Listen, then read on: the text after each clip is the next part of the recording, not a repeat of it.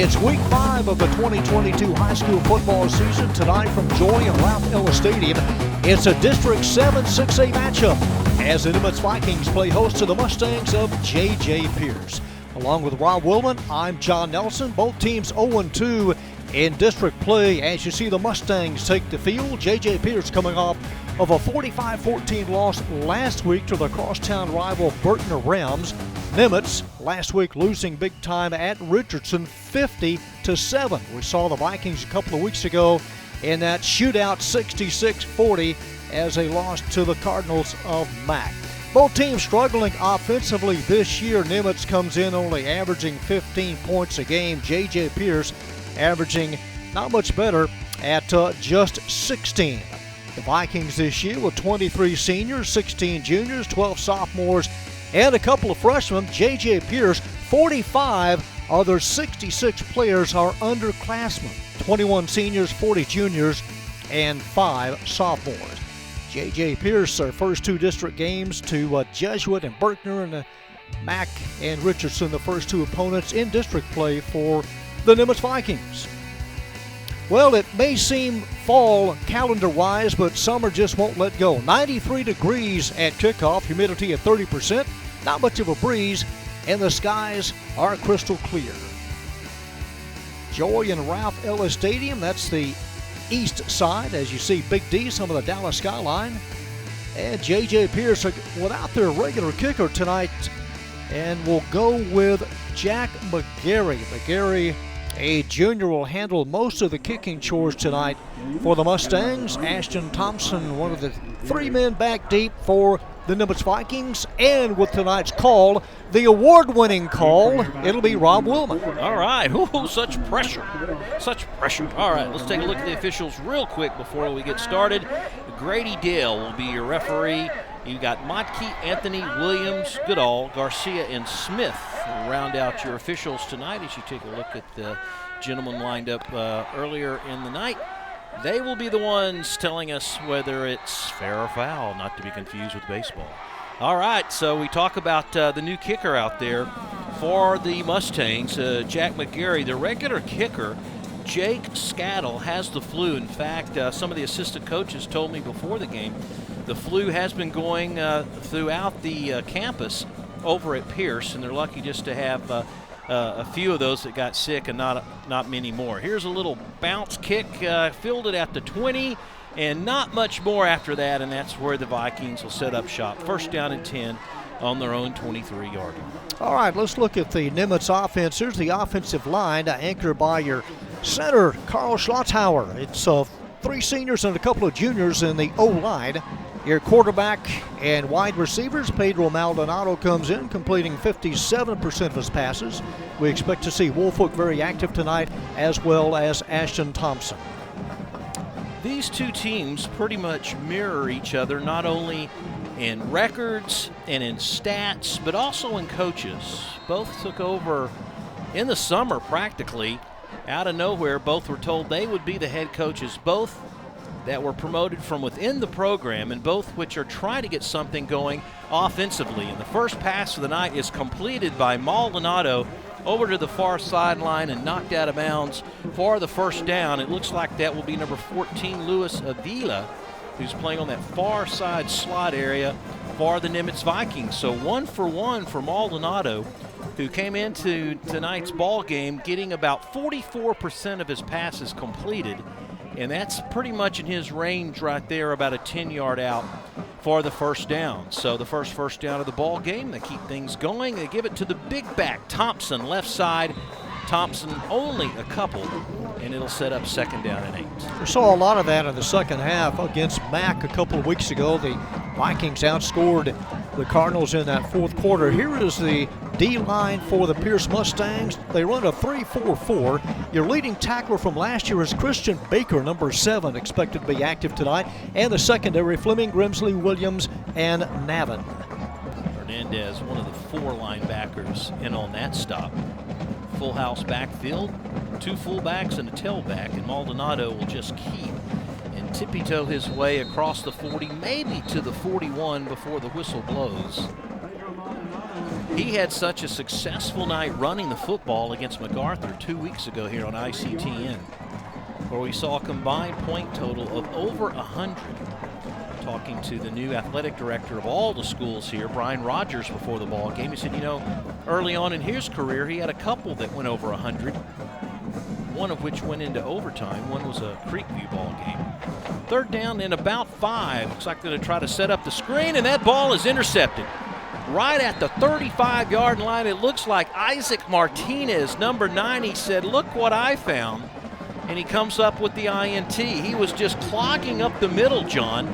The ball bounced around like a hot potato, and he eventually came down with it. Well, the senior last year, the second leading tackler with 55 stops. He juggled it about a couple of times and able to hold on to it. Kind of surprised it came to him no more than 5 yards away from where Maldonado served it.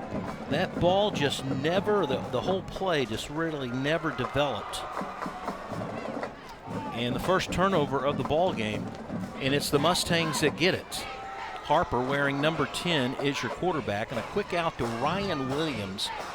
Big player, breaks a tackle at the 25, and he's pushed out of bounds around the 20. So just like their counterparts the Vikings did on their first offensive play, the Mustangs do the same thing and just do nothing but just a quick out where they get their running back or one of their key players into open space. Ryan Williams goes both ways, a safety on defense. Once again, they go to right up the middle, and it's Williams. Williams, a big running back. They've got some big players on this Pearce team. Yeah, the O-line, they have 3 seniors, 2 juniors, anchored by their center, Jack Loki, and the quarterback and the skill people. Once again, they go to Williams right up the middle.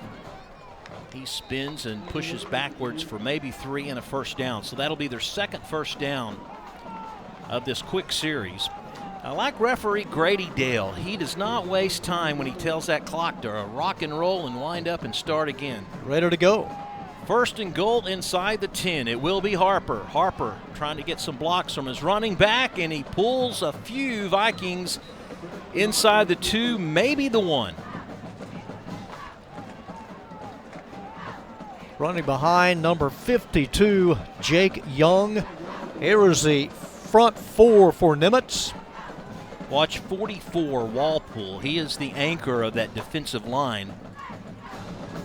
He's probably one of their bigger interior linemen, both offensively and defensively, that they have on this roster. And they go to Williams, right side, met and scores. Ryan Williams with his 3rd touchdown of the season, and the Pearce Mustangs strike first. Short drive of 33 yards. It looked like he bounced off Zaylen Washington, number 20, at the goal line, but Ryan Williams, junior, has the Mustangs on the scoreboard. And this will be interesting on the extra point with McGarry substituting as the kicker. Takes a little off on that and goes for accuracy, and it is good, and it's 7-0. Here's a team, the Mustangs, that have come in with games in which they've scored very little. And then sometimes they got a lot against Weatherford. They only lost by 10, 41-31 in that ball game. But by and large, they don't put a lot of points on the board. Neither team does. And this whole drive started out, John, with that interception. This is what led to it, as Isaac Martinez there juggled it a couple of times and able to keep it in front of him, then pull it into the belly. And then here's the short 1-yard run by Ryan Williams, running behind number 75. And boy, they got some big guys up front, as you said, Rob. Cole Thrift among them, over 270. Yeah, Jake Young plays right guard. He's over 6'5". Saw him before the game, and I'm looking up at the young man going, my goodness, how big are you? Coaches say that he says he's 6'8". They go, well, I don't know if he's that tall, but he's pretty good stature, pretty good size of offensive line to run behind. And it's Pearce hitting the scoreboard first, 7-0 at the 9:28 mark of quarter number 1. If we haven't told you yet already, it is homecoming for the Vikings. We'll have all those festivities at halftime. And here's the kick, and a fair catch made at the 23-yard line. And so the second offensive possession of the night for these Vikings, and what can they do offensively? That was Nicholas Kennedy, a sophomore. Coach Small was telling me, he goes, you know, we got 13 sophomores, 18 juniors. He goes, but for the seniors, I've got 4 that came back and 3 that start. And this is the first football they played in years that are seniors. Well, they lost 30 lettermen from last year's playoff team. Definitely a job that both of these coaches are trying to find what works and what doesn't with such a young team. Handoff straight up the middle. Thompson. And Thompson, that's the bread and butter of this team. We saw it against MacArthur. Run between the tackles, the quick hitters. They seem to do the most damage as an offense when they do that. They started Hernandez in motion. He can go left or right, trying to draw some of the pressure away. They go to the ground and they pick up a quick 7 yards. Vikings, a couple of players pretty good size on that right side. John Torres, number 66. He's a good one to run behind on the right side at the tackle slot. Left side, between the center and the guard goes Ashton Thompson, and that'll be another first down for the Vikings.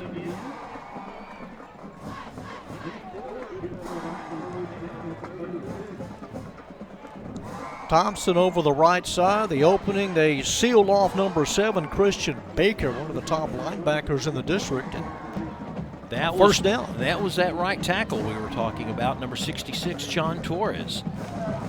Man, he opened up a huge hole there. Once again, Maldonado left side. Maybe 7, maybe 8. Both passes have been to the left. Avila on the receiving end of both of them so far. Big night for Avila just here in the first quarter of play. He came, and I have him with his first 2 catches of the year with the stats that came my way. Second down and a deuce. Some teams would use this opportunity to try to go deep, make a big play because you've got a short yardage situation. Hernandez in motion. Right side, just twisting and turning around is another first down. That's Thompson. He averages about 6 yards a carry when he came into this game tonight. Took a pretty good first hit. I thought he may have lost in football for a second. Hit hard up high, but able to hold on to it and collect another first down. We saw this with Maldonado against the Cardinals, where he would just keep running, just keep the feet moving. And tonight it seems like Thompson is doing the same thing. He's just trying to keep the legs churning. Somebody hit him, just keep moving. We've got Castillo, number 45, that's coming in tight as a tight end. Then they send Holder in motion, but then we got a timeout before a delay of game was assessed against Nimitz. So the first time out of the ball game, second offensive drive for Nimitz at the 7:03 mark here. Homecoming 2022. We had some really nice weather when the football season first started out. For some reason, Mother Nature said, nah, not so fast. Let's come back with another week of warm weather, and that's what we have today. It almost reached 99 degrees, believe it or not. Close enough. Pearce, defensively this year, allowing 37 points a game. The shootout game we had last year, Nimitz won at 35-32. Game last year decided within the last 2 minutes. Might have the same thing again. Who knows? 2 men in motion. Will they get a flag? No. Kennedy in motion. A few yards. Not a lot, but Thompson's very deceptive. You think he only gained a yard, well, he ends up with about 3. Second down and 7. A lot of motion tonight, John. Every play we've seen one. Yep. Okay, now we have the illegal procedure penalty. I thought they would have called that before the snap, or at least a shift when they had 2 guys going at the same time. Game we did a couple of weeks ago with Mac Hernandez, caught 2 touchdown passes, one of 35 and the other from 25. You got to think he is a marked man tonight. So it's the first time the Vikings are playing behind the chains, as they like to say. And the 5 yards is gobbled up on the first play with a run play up the middle. So Ashton Thompson came in with 229 yards on 36 carries and 1 touchdown. That's some big shoes to fill. A couple of running backs that graduated last year playing NAIA ball, one up in Nebraska, I believe. No, that is their big offensive lineman they had last year. He's playing up there. 2nd down 10. Maldonado pushed, flushed. Penalty flag goes down. Luke Stotts, a sophomore, one of the defenders, number 33, wrapping up for the tackle. And let's see, it's going to be against the Vikings because referee Grady Dale is looking over at the Pearce sideline. Luke Stotts starting as a sophomore. So now it's 3rd and about 12. Lost a couple of yards, so they'll take the play. Pearce head coach Jarrett Lambert, he's been there since 2016 as the defensive coordinator. Took over for David Collins, who had been there 6 years. His best season, 7-5 back in 2018. So it's 3rd down. Maldonado going out again, and this one a little high. Vila could not make the grab there, and that'll set up 4th down. Tough pass to haul in, had to throw it over a defender in front of Hernandez, and you had one bracketing him from the other side. As you know, when you run the 3-4, the question is whether you blitz another linebacker to put some pressure on the quarterback. If you don't, that gives him time to figure out who's going to be open and who's not. Looks like Quinn Fleming back at his 14. Maldonado will do the punting. It's a nice little bounce, and it goes out of bounds inside the 20-yard line. 2nd offensive possession for the Mustangs at the 5:35 mark of the 1st quarter. J.J. Pearce last year, a team that went 3-7 overall, 3-4 in the district. They were a playoff team 2 years ago. By district round, took a 5-6 record in the postseason play a couple of years ago. When they were down in 5A, they had a great run. All right, let's see who they have in the backfield. They have a substitution as Williams is now on the bench, and they go to the speedy back runner. Is that number 21? It looks like Ethan Hunt. Boy, quite a difference, isn't it, between Hunt and Williams? It is, and a nice play fake. They sent Jack McGarry. Here's the fake to McGarry, then right up the middle. And check that, that's number 27, which is Casagrande. Another sophomore. Yeah, he's on the left side, so he's got more of the wheels, kind of like what we saw with the Cardinals not far back. Pass is incomplete. Tried to go to the near sideline to Blake Follett. That is incomplete. Blake, the number 2 receiver on the team. And catches coming into tonight's ball game. That'll stop the clock in a hurry-up offense. Yeah, they're going tempo. Go back to the quick hitter left side, and very productive. This guy's got some wheels. Fumbles the football. It's anybody's, and will the Vikings come up with it? I don't believe so. Man, he's so close to having it stay in bounds. Went a long way, did number 3, Sakevian Gordwin. Trying to get to it before it went out of bounds. That ball had a lot of English on it, didn't it? Yeah, spinning, and football can do some funny things. Back, forward, sideways. Well, a huge break for the Mustangs, and it's a 1st down. In motion is McGarry, and McGarry will keep. And McGarry on the edge for 7 or 8. Able to run away from Luis Pena, number 17, get to the edge, and pick up about 5 yards. Let's watch that play before, where they knocked it out of Casagrande right about there. They just ripped it right out of the breadbasket, and the ball just started spinning, but not into the hands of the Vikings. Still moving under 4 minutes. First quarter, second down. A little down and out to Varner, the leading receiver on this team, and that's another first down for the Mustangs. Because Harper has a good arm. Sophomore. Last year it was John Geeson that ran the show, passed for over 700 yards. Up tempo. This time to Williams. Williams straight up the middle.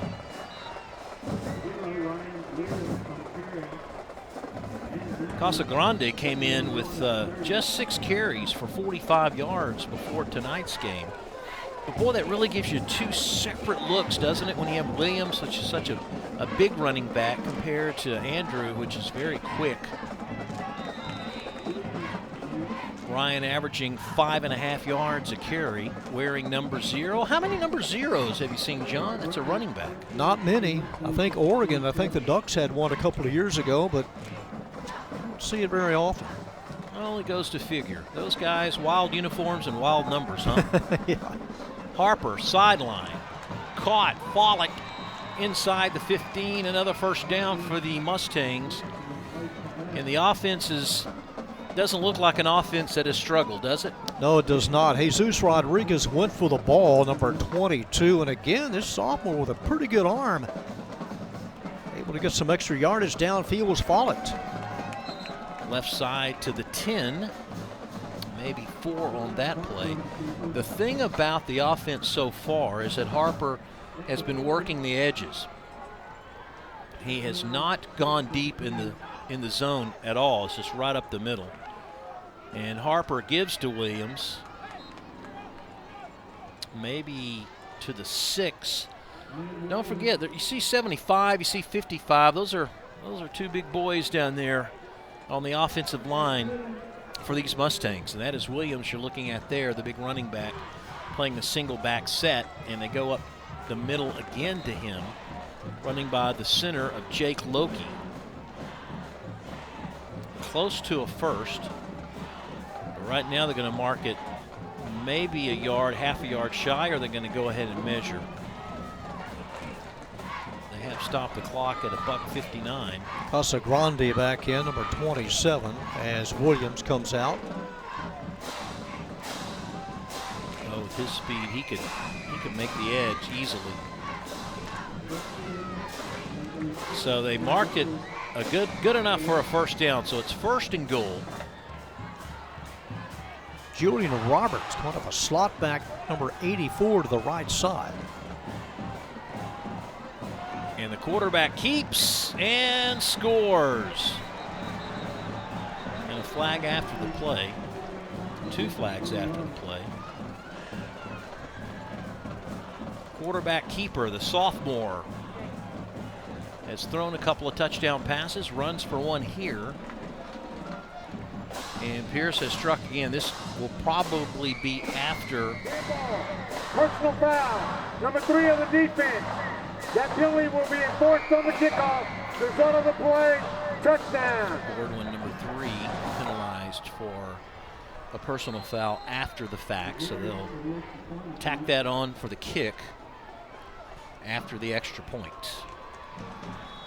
And McGarry, wait, one of them says no good, one of them says good. 50-50. Okay, yeah, we agree. We agree it's no good. Okay. 13-0. Well, following the Viking punt, an 81-yard drive capped off by the 5-yard run from the sophomore Presley Harper. And then the personal foul assessed as the throwdown. That'll cost the Vikes 15 yards on the ensuing kickoff. Well, John, it appears that so far Richardson has figured out their ways offensively. Nimitz was moving the football. They had the one illegal procedure penalty that pushed them back 5, and they couldn't recover from the extra yardage. Kind of reminds me somewhat of the game 2 weeks ago where they fell behind against MacArthur and you thought all was lost. Yeah. But then they answered the call. Came back with a vengeance in that 4th quarter. J.J. Pearce, school founded back in 1967. Now, there's some kind of, is there a correlation between the name Mustang and the year, I'm going to up it a little, 1968? Yeah. It was popular by then, that's for sure. Either that or maybe they had some staff that were SMU graduates, because they do have a similarity in those uniforms, don't they? White, red numbers, exact same pony on the side of the helmet. Emblematic of the Pony Express. Oh, yes. Which, ironically, you could pay him nowadays. I was kind of referring to the four-wheel Mustang. Ashton Thompson, number 4, deep. Although you never see deep kicks, very rarely. Not many. No, and they're going to onside kick it, and they almost got it. He might have touched it before it went 10 yards because I see a penalty flag, but that was a pretty good onside kick by the backup kicker, wasn't it? Yeah, it was, and Blake Follett, I believe it was Follett, number 3, reaching out right over the sideline area to get to it before it went out of bounds. Counting heads on the sideline to make sure they have 11 huddled up. They should just mark the ball 5 more yards to our right, if that is indeed against. Kick out of bounds on the kicking team. 5 yards added to the end of the kick. First down, Nimitz. All right, so the Vikings get the 5 yards added, so pretty good field position to start off as an offense. Coach Small was the offensive coordinator. The coach for Pearce was the team's defensive coordinator. 2 coaches just trying to, I think, survive their first season and get some traction for season number 2 and just try to find out what works. That was a deep handoff, and Gavin Palomar was having nothing to do with it. There is Coach Lambert right there. Took over in the summer of this year. Maldonado in pursuit, has a man open. Had 2 men open, actually, and they just kind of split in between the 2. Holder was out in the same space, I believe, was it Hernandez here on the near side. And Nicholas Kennedy was wide open here on the near side around the 30-yard line. There is Coach Small. Talked to him before the ball game. He went to Navarro Junior College for a couple of years, and then he went to Pittsburgh State, which is in Kansas, and played ball there. Maldonado waits. Oh, can't wait too long. The pressure's going to get you. And he is wrapped up deep. First man was Agumadu, number 9, the junior. Rhett Sawyer finished him off, number 81, the junior. So this drive started at their 39-yard line and it ends up having a kick at their own 28-yard line. Went in the wrong direction, not like their first offensive possession. And they just didn't get enough time offensively. Maldonado having to get rid of that one very quickly. He does. And it's fielded, looks like McGarry on the far right sideline. Sidesteps a couple of players. Nice run back. Popped pretty good at the line of or the sideline there. 27 yards on the return, and a hard punt to handle end over end. Able to move to the other side and get some great return yardage. Jack McGarry, who averages 13 yards a catch as a receiver. A nice little return, and that's how we're going to end the first quarter. Pearce 13, Nimitz nothing, back the second quarter in a moment.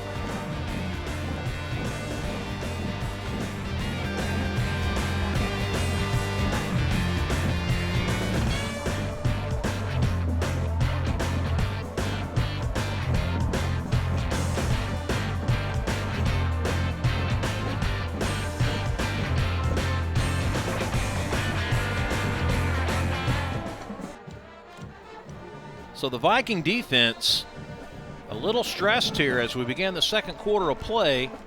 Down by 2 touchdowns already, and the Mustangs just keep on chunking. We do have a penalty flag, and it looks like there could be a few men past the line of scrimmage, John. Looks like they're down to about the 25-yard line. That was easy to pick. Pick a number. 55 of the offense. 5-yard penalty. Remains first So Jake down. Loki, the junior center, he's the one they pick on, but it seemed like 3 guys were down there. So a break for the Vikings, because that was another 10-yard plus pass by Harper. Sophomore looks pretty comfortable back there. Yeah, he does. You know, he brought up the name Caden Varner. Varner last year with a nice season, 23 catches, over 300 yards, and 3 touchdowns. He's wide to the near side. Leads this team in receptions this year as well. He's someone to keep your eye on. Harper running the option. Harper's going to keep. Looks like Lance McElhaney out there. 15 yards inside the red zone. Gordon trying to pull it away from Follett. Still wrestling around down there. That's a design play all the way, and Harper able to get some nice blocks up front. Just in case you got Williams behind him. Oh, he's he did down. toss it. He's down. Oh, that'll give you a gray hair, too, on it as a head coach. So 1st and 10, Harper fakes one direction, throws back to the far sideline to his big tight end. Who's going to stop this guy? Goodness gracious. Is that Roberts, number 84? That looks like a train coming your direction, doesn't it? Well, there's a light at the end of the tunnel. Unfortunately, it's a locomotive. The tight end on the throwback screen. Watch him pull both the tackle and the guard. Oh, no. No, It's the left tackle, Easton Brown. Senior left side. They had to report him, obviously, Yeah. as a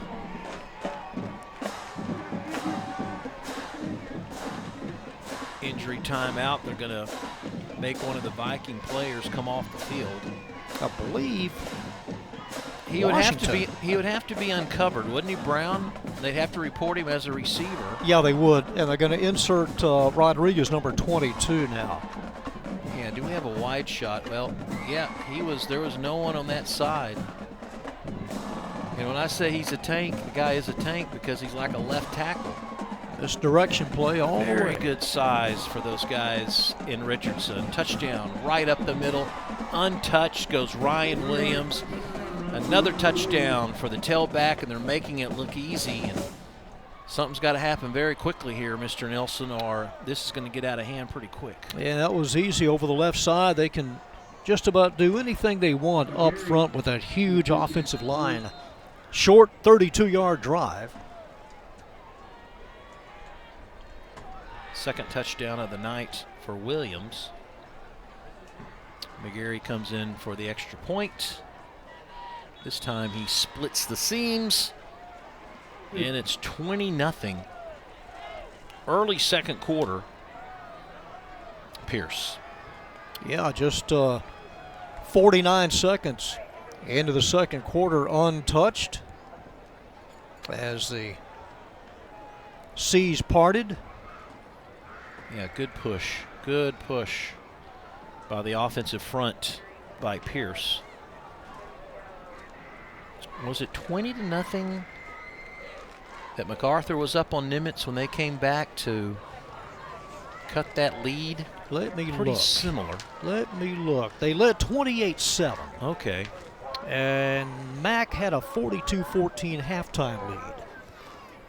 And then the Vikings exploded for 20 in the third and 20 more in the fourth. Well, they need to find that mojo again. They came out a little flat. Or 6 in the third, so beg your pardon. 6 points in the third, and then that 20-point explosion in the fourth quarter outscored Mac 20-9 in that fourth quarter. But that was 2 weeks ago. Right, and they came out flat Yeah. against Richardson, where they lost 50-7. Oh, Mac last night, Thursday night, just pounded the Richardson Eagles in district play. Had 3 running backs with 100 or more yards. Fair catch at the 23, and that's where Nimitz will take over. The thing about Mac is they've turned into a big play offense.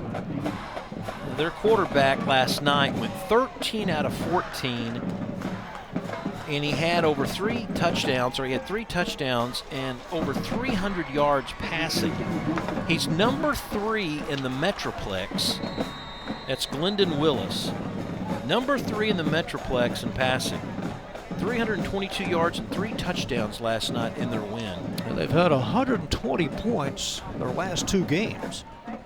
All of those, you know, he doesn't have to throw deep, but when he connects, he's got guys with tools in the backfield and in the receiving core that, you know, they can turn a 10-yard catch into a, 90-yard touchdown. Here we go. Vikings up the middle. Thompson for 13.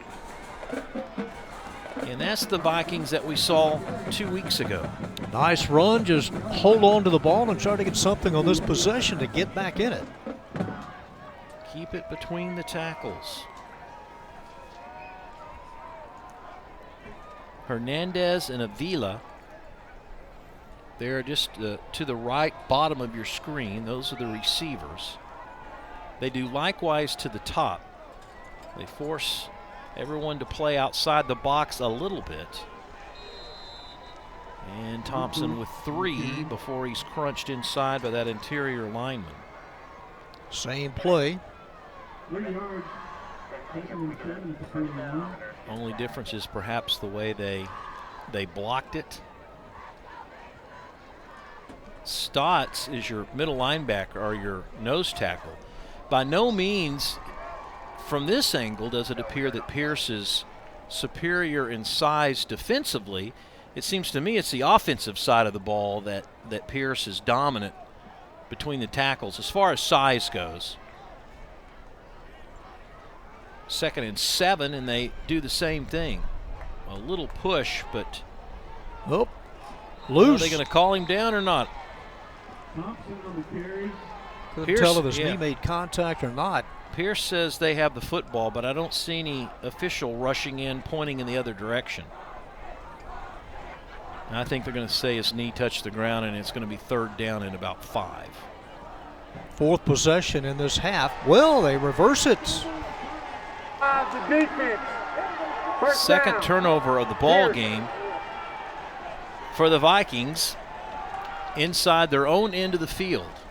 Well, they go about 17 yards. Couldn't tell if his knee was down first. Thompson struggling. They reach. He draws a crowd. 3, now 4 Mustangs surround him, and it does come loose. It's Corden or not. Did they blow him dead or not? If it's a slow whistle, then no.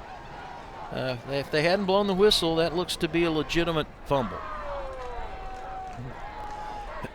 Mustangs may want to go deep now. Harper to his right. Oh, hit at the line of scrimmage. He'll lose a few as well, and the helmet. He'll have to sit down. And a heck of a hit by number 17 defensively for the Vikings. And that's Pena, Luis Pena. Boy, he knocked his helmet off. Yeah, he did. He was loading up, trying to get it downfield to McGarry, who was open at the 10. Pena says, nope, I'm going to get here before you can let that grenade go.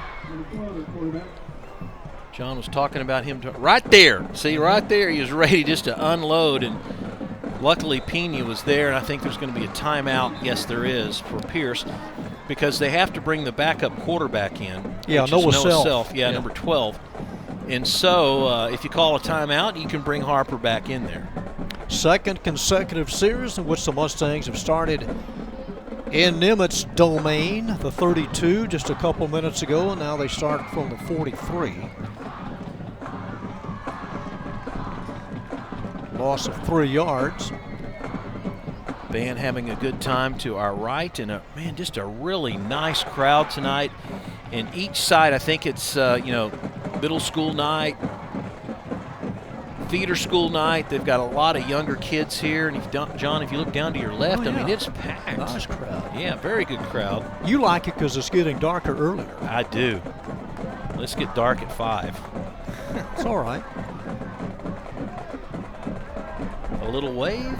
Homecoming night. 2nd down, 13 after the timeout. Will Harper stay in there? No, they let Self run it offensively. And they end up going to one of their backup running backs, number 7, Christian Baker. Well, he bounced off defenders, and Baker almost got the entire 13 yards. So Harper comes back in. And they may leave Baker. This could get where you start seeing a lot of players you never see before. And a tippy-toe to the right, and Baker gets the first down. So not blazing speed, or check that Williams, not blazing speed, but a tough runner nonetheless.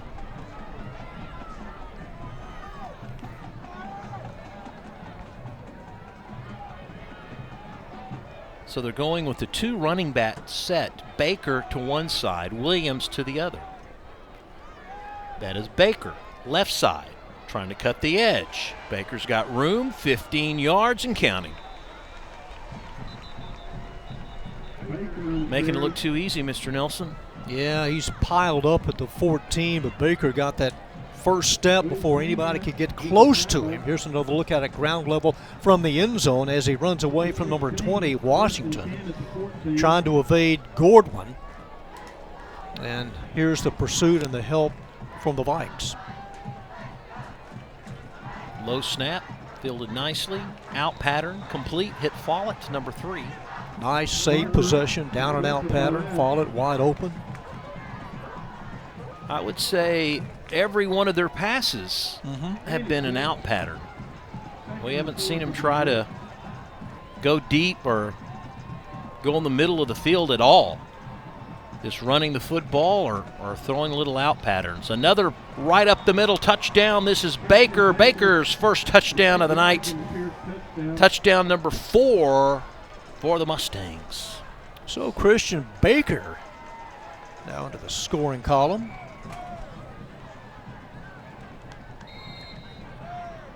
8-yard run to pay dirt.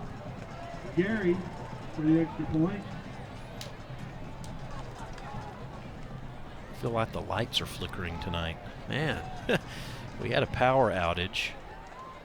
Elevator in the stadium was off. The extra point is good despite the offsides penalty on the try for 1. Short 43-yard drive, virtually untouched, as Christian Baker, senior, makes it a 26-0 game. Extra point good, 27-zip. Guys on the sideline getting a well-deserved break. The standings in the district coming in, and to me, the surprise is the 4th place MacArthur Cardinals, updated. That will be 2-0 in district now, and 3-1 overall with their big win over Richardson last night. Heading into week 5, a 4-way tie, and Mac will take that at 2-0, 3-1 overall. Don't make Lake Highlands like they're not going to make postseason. Those 0-2, they had to play Highland Park and Jesuit right out of the gates. So I still say Lake Highlands is the favorite to come into 3rd. It could come down to MacArthur Lake Highlands showdown to decide who could be the 3rd place or 4th place team in postseason. Yeah, it could, and Mac's last game is at Berkner. That could have a lot of play on how things will shake out as Jack McGarry waits for the whistle. Remember last time he did like a little onside kick they almost picked up. Fielded at the 25. Across the 35, and Nimitz just needs to take a deep breath, John. Play strong and just get a touchdown.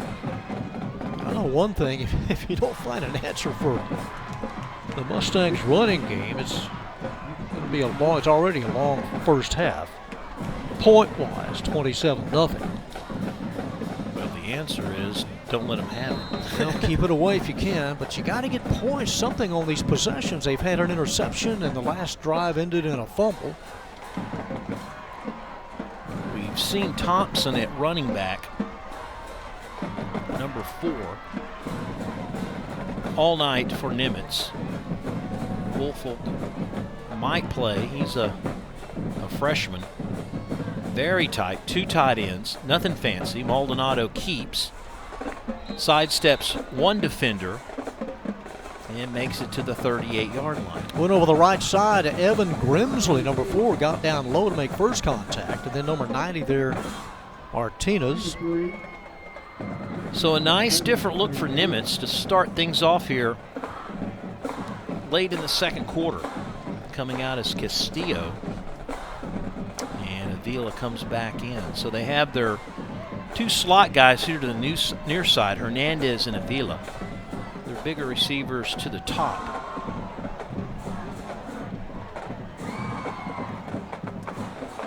There's some time. He's got some room on the far side, decides to throw it, and once again just a little too high for his receiver.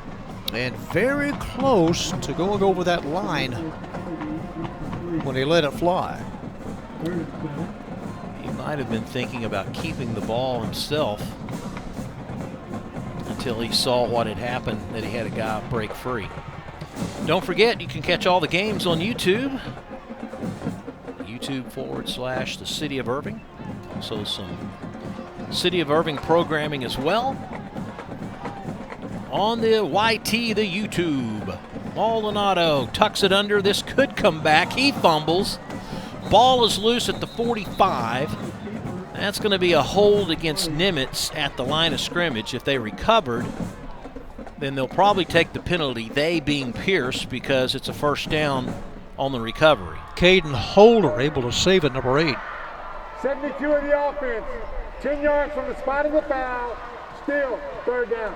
So the left side of the offense called for the hold. Spot foul called at the 38. Sometimes those are I'm getting tired plays. Sometimes those are frustration plays where you're trying to do anything you can for your offense to make a big play and not in the series on a sack. But here we go again with Nimitz with 3 men in the backfield. 2 go in motion. 1 step drop. Almost to the original line of scrimmage is Maldonado. And it ends up being 4th and 8, and you're down by 4 touchdowns. You just got to punt. Nice pickup of 12 yards.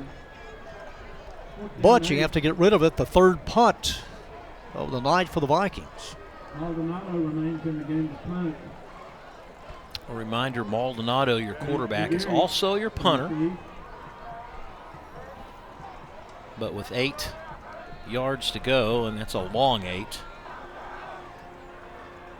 it would be tough for him to pick up the needed yardage, especially with Pearce. If you look there to the left side of your screen, they've got 4 guys playing salt. But here he goes.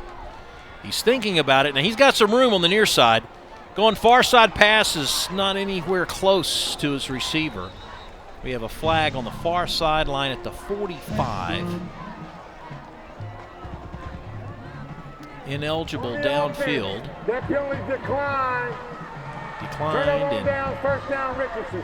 for at least the 3rd time that I can remember, the Mustangs are starting an offensive series and the Vikings into the field. In essence, just a scramble play, trying to get it to Luciano Duran, number 21. And well away from the junior receiver. It is the 3rd consecutive time that they start in Nimitz territory.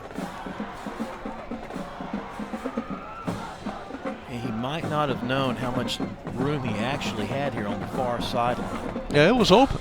Yeah. Quarterback keep. 30, cuts up against the grain, he's got more room. First down, pushed out of bounds at the 15. And that is Mr. Harper. Oh, he was shoved out of bounds hard, but gets right back up. He's a shifty quarterback, isn't he? Oh, he's pretty elusive. 21 yards on that gain. Coming right towards you. He just goes back and forth, making a nice leg plant for the extra yardage. Mustangs in no hurry. Still got 10 seconds before they have to snap the ball. 3 receivers to the top, and that's where the quarterback takes off. It's a wide receiver screen. And this will get the Mustangs to about the 8-yard line. Able to get a couple of blocks. Jack McGarry, a reception for the junior wideout. He's been an active member of this Mustang team, doing the kicking, the returning, and now also the receiving. Everyone getting into the act. I wonder if the Mustangs will opt for maybe a different quarterback or running back in the second half if they score here to be up by 5 touchdowns. Well, this Nimitz D, I mean, they've had to go side to side. They've had to go deep. They've had to cover everybody but Harper. And then Harper is just as fast as Williams. The question now is maybe the mindset of Nimitz, especially the defense, being on the field as long as they have, and Coach Small trying to reassure those guys, hey, we're not quitters. Stay with it. You know, the most offensive points this year for Pearce was the 31 in week 2 to a loss to Weatherford. They score here and they will have surpassed that. The Kangaroos of Weatherford. Blue and white. Second and 2. So it's 2nd and 2. You're looking at Harper there. Plenty of time, man. Going to his right. He has 2 men in the back of the end zone, and he finds one of them for the touchdown. Nicely done by Harper. Right side, it's number 1, his leading receiver, Caden Varner. That's his 6th touchdown of the season, either rushing or catching. And all Caden did was just stay in the back of the end zone and pretty much went from the far sideline to the near sideline. And because of the fact that Harper is so elusive and has good wheels to boot, he was able to extend that play long enough to find his favorite receiver in the back of the end zone. McGarry will come in for the try for 1. It is good. And with 4:31 to go, the Vikings are in a deep, deep hole. Nice sliding catch. Caden Varner about the middle of the end zone, comes all the way over and slides and able to get to it before it's knocked away by Dwaylen Ross, number 15. So Varner becomes 1, 2, 3, 4, the 4th different Mustang to score. That touchdown coming 3 minutes from the 8-yard run that Baker had to make it 27-0. Seems to me in the first half, and we still have some time left, but at this point, the only thing I can think of that Pearce has done wrong is missed 1 extra point. And they get the ball to start the second half.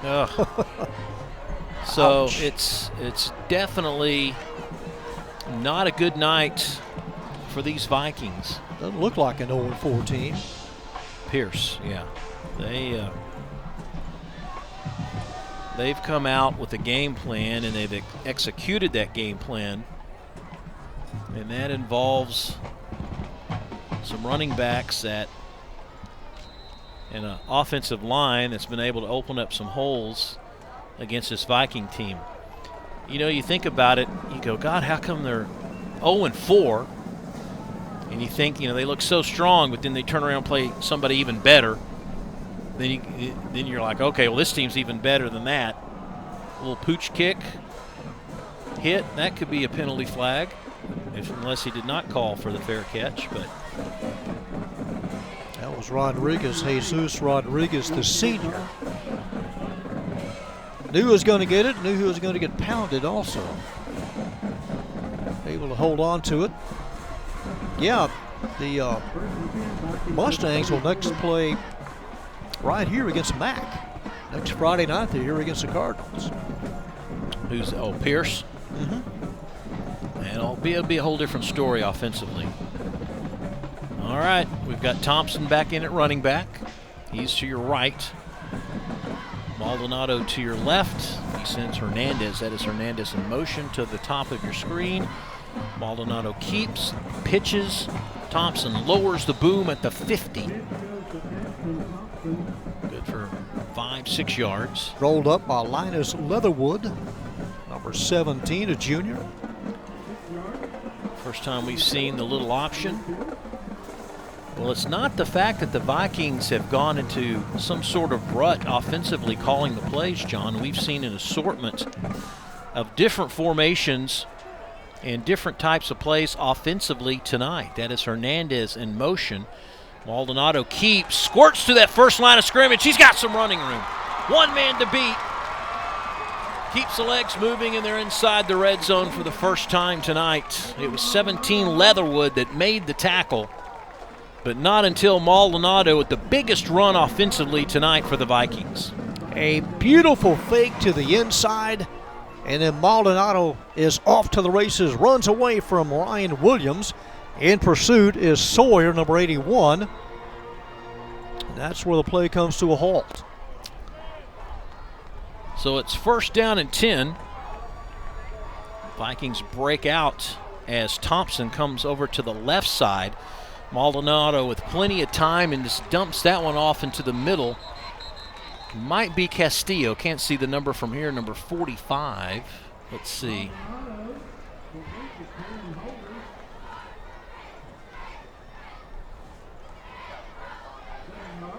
So it's a 7-yard gain. Got to put some points on the board here. Second down and just a couple. They're going to run that little option again, and Maldonado is met at the line.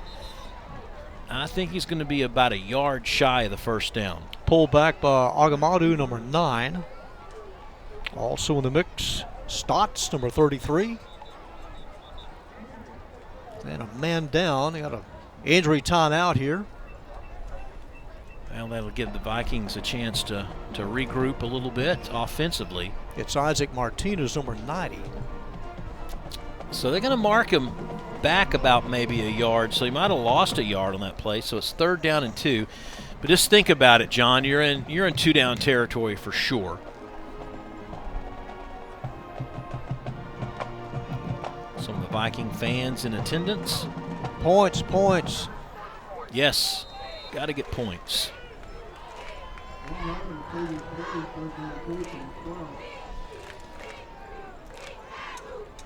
Vikings using the charts on the sideline, the different colors to call different plays. Offensive line looks a little confused. Aureliaro was looking at the sideline, the left guard. Quarterback tries to break free, can't. They mark his forward progress at the 14-yard line, so could have been even worse. So now it's going to be fourth down and about 3. Really drilled by Palermo, number 20. Yes. Got to him first, really stuck him hard.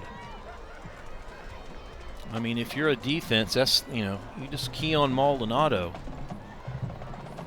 You hate to waste that long run of over 35 yards. Yep. Good news is the clock is draining here in the second quarter. Thompson goes in motion, so he'll be isolated. Maldonado, he's got some room. Throws in the 5-yard line. Didn't know if he's trying to go to the back of the end zone or not. And he throws it just a little too high once again for his receivers. Tried to hit Hernandez that had settled down at about the 5. Yeah, Hernandez was about 8 yards deep. Well, it went over the head of Avila, number 14. Yeah, Luis Avila. Maldonado just a little bit off his game tonight, John. We've seen a lot of his passes go high like that. Coach Small pacing the sidelines is a wasted opportunity for his Vikings at 1:14 before intermission. Drive went 46 yards and in scoreless. Here come the Mustangs right up the middle.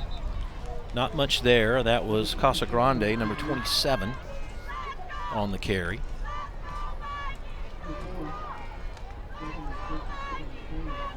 We've got the starting quarterback, Harper, still in there.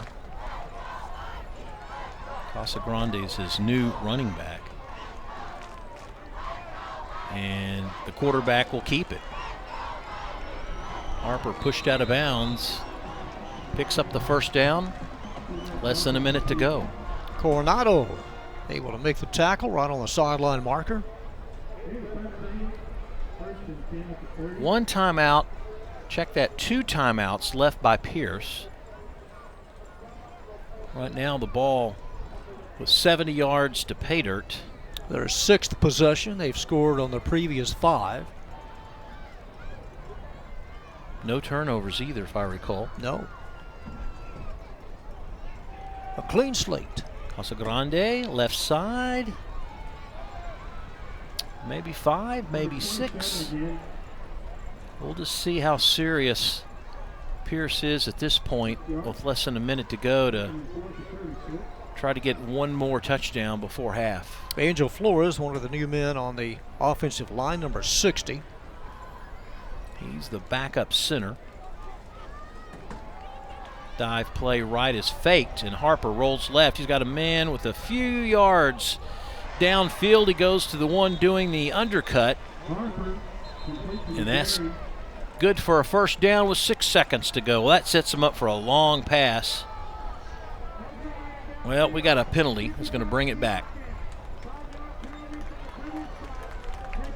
So that's a break for Nimitz, an eligible receiver downfield. Huge break, but nonetheless a nice catch by McGarry, who got turned around, came back for it, able to secure it. That'll change the whole dynamics, I think, of this last play. Instead of go for-ing it all, they might just go ahead and just hand off. And nope, they're just going to let the clock run. Of course, you have to run off the clock. A penalty right before the half. They run it off, and it's over. So there's going to be a lot of regrouping and talking in the Viking locker room. Down 34-0. What can they do offensively in the second half to try to get some points on the board? Well, when we come back, we'll have stats, highlights, and this year's homecoming queen. That's coming.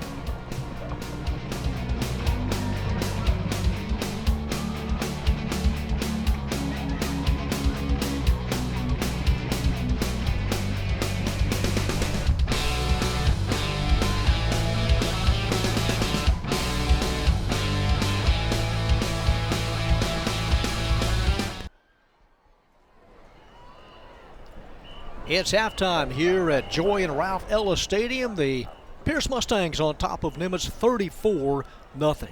Well, the Vikings, the band, this long homecoming tradition continues here at Irving Nimitz. Homecoming night. Let's go down to the field and enjoy our halftime homecoming activities for 2022.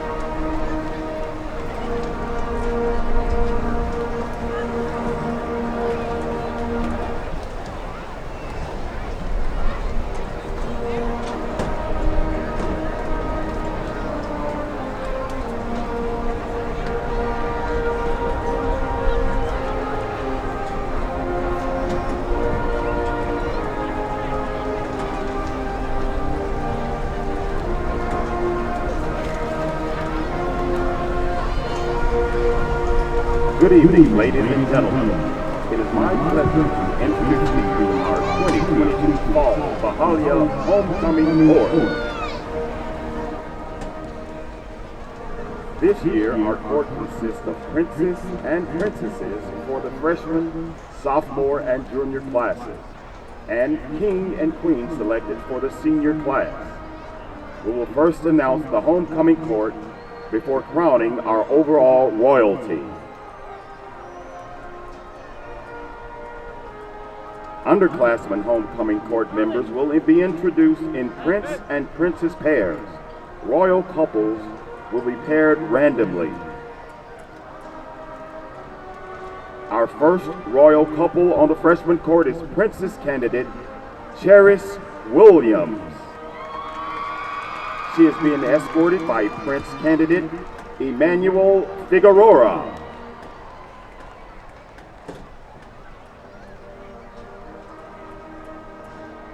Next is freshman princess candidate Leah Rangel.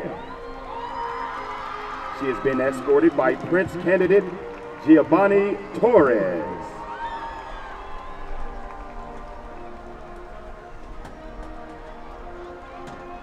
And our final freshman royal couple is princess candidate Millie Garcia Salazar. She is being escorted by prince candidate Javon Wolfo.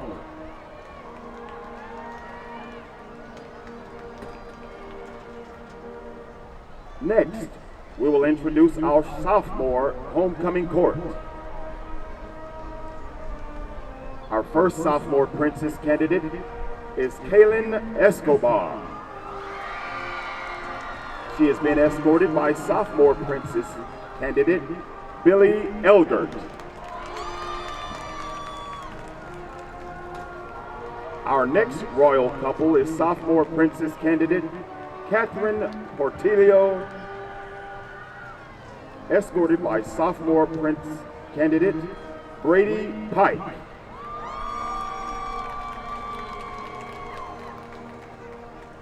Our final sophomore princess candidate is Krisha Raj.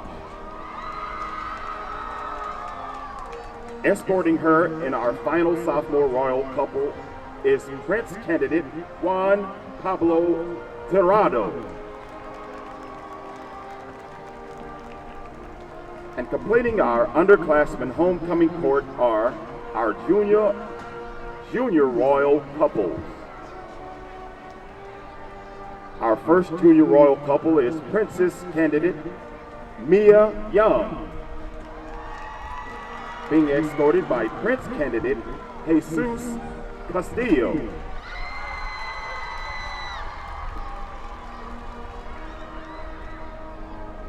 Our second junior princess candidate is Delilah Sanchez. She is being escorted by junior prince candidate Leonardo Alamanza.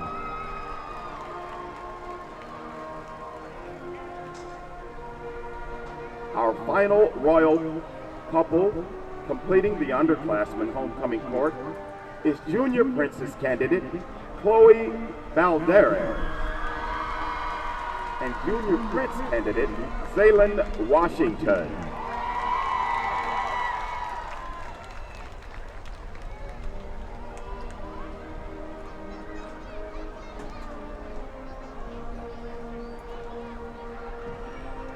We will now crown our underclassmen royalty. Crowning will take place by Nimitz High School Principal Francisco Miranda and Assistant Principals Wendy Tremo and Amanda Brown.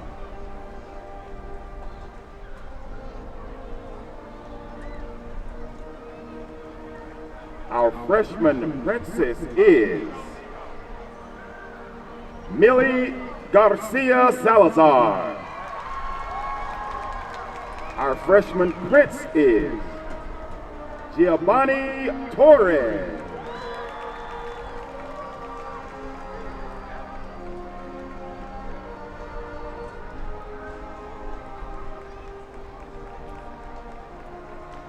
Our sophomore princess is Kaylin Escobar. Our sophomore prince is Brady Pike.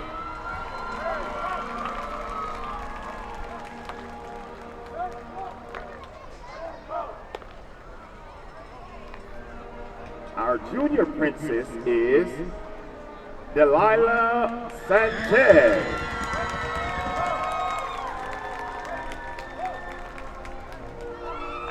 Our junior prince is Jesus Castillo. Let's give a round of applause for our underclassmen royal couple.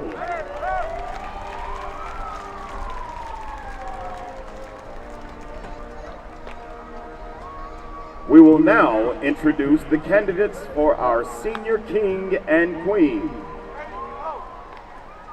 We will be introducing these candidates individually, and they will be escorted by their chosen family and friends.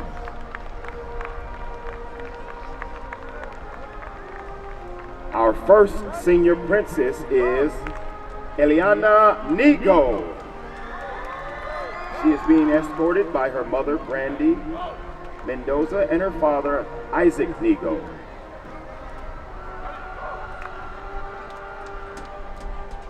Our first senior prince is David Barrera.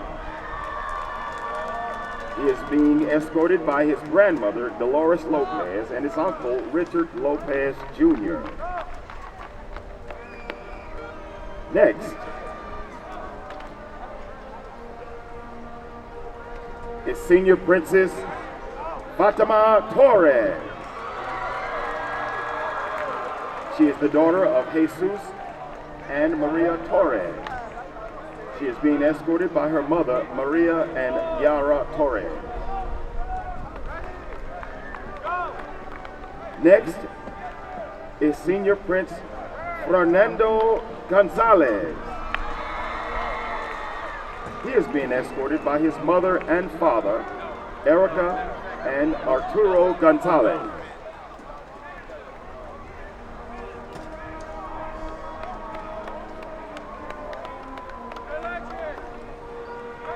Our third senior princess is Kiana Wilson. She is the daughter of Sandra Wilson. She is being escorted by Jacqueline Wilson and her mother, Sandra.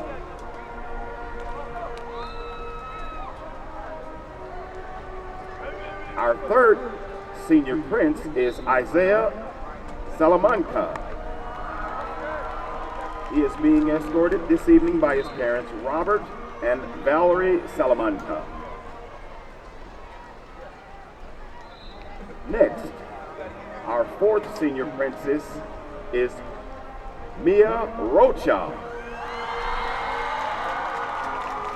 She is being escorted by her mother, Paola Galvan, and her father, George Rocha. Next is senior prince Jacarian Jones. He is being escorted by his mother, Lanisha Lawrence, and his father, Luis Hernandez. Our final senior princess is Samantha Miranda. She is the daughter of Francisco Miranda and Maria Gonzalez. They are both escorting her this evening.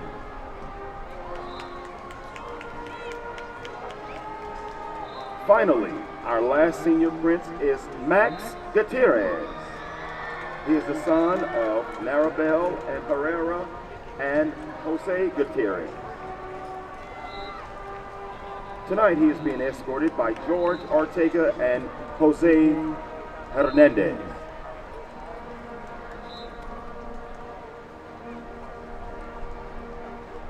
This year, the voting for King and Queen was the closest we have seen in many years. At the conclusion of voting, we had a tie. We then opened up voting for an additional day. At the conclusion of voting, we ended up with a king race being decided by only 2 votes, and the queen race ending in yet a tie. We felt it would be unfair to decide between such an amazing young women, so we will be crowning 2 homecoming queens tonight, along with our king.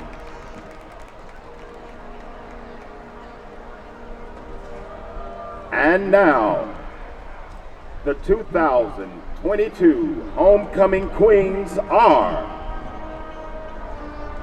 Miss Mia Rocha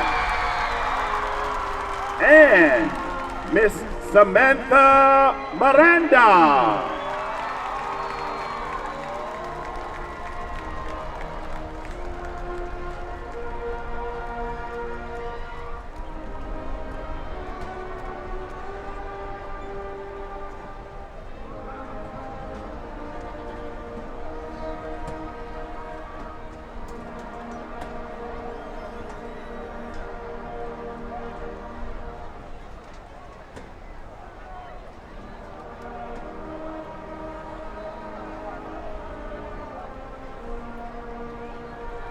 And now, the 2022 homecoming king is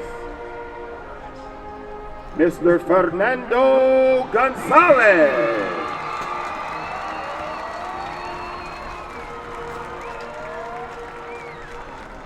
Let's give a final round of applause for the 2022 homecoming court, royalty, king and queen. Congratulations to all the students who were nominated. You may now exit the field.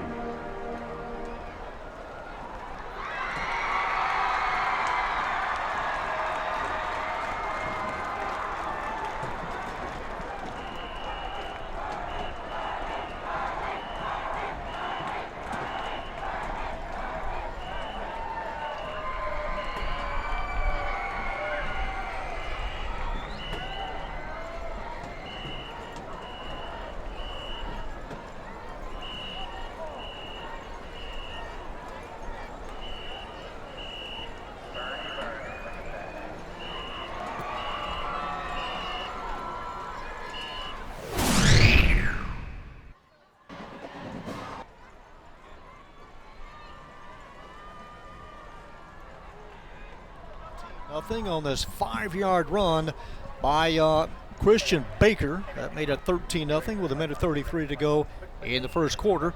The Vikings trying to stop some of this Pearce offense, and they get to the quarterback. A nice play by Luis Pena, number 17, on defense.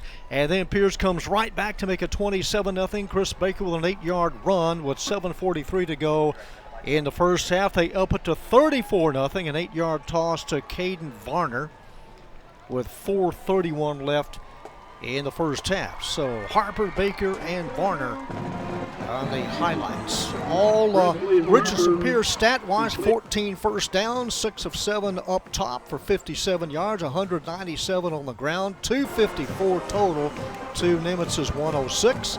Vikings turned it over twice, a fumble and an interception. They were flagged twice for 15 yards. J.J. Pearce just 1 for 5. So Ryan Williams, Harper, Williams again, Baker, and Varner getting into the scoring in the first half for J.J. Pearce. They led 13-0 at the end of the first, put 21 on the board in the second quarter. Well, it doesn't happen often, but it happened here tonight. Co-homecoming queens for 2022, Samantha Miranda and Mia Rocha. Just a few minutes away to start half number 2, and J.J. Pearce will receive the second half kickoff. Nimitz possession-wise had it for 6 times, and J.J. Pearce had it for 6 times in the first 24 minutes. So you're telling me, John, we had the first ever tie homecoming queens. Yeah, I was kind of surprised. I went down and got the names, and we got a tie. Take a look at the Viking schedule as we're at the halfway point here tonight. They've got Lake Highlands. That'll be a toughie. We'll be here in a couple of weeks when they take on the Irving Tigers. That'll be a fun game. And then they've got a little gauntlet there. They've got to play Highland Park and Jesuit, and a Berkner, who is always a tough team, and not a pushover at all. So This is one of those, when you look at the schedule early in the season, John, you believe, hey, these guys have got a chance to pick up a win against Pearce, or at least play even.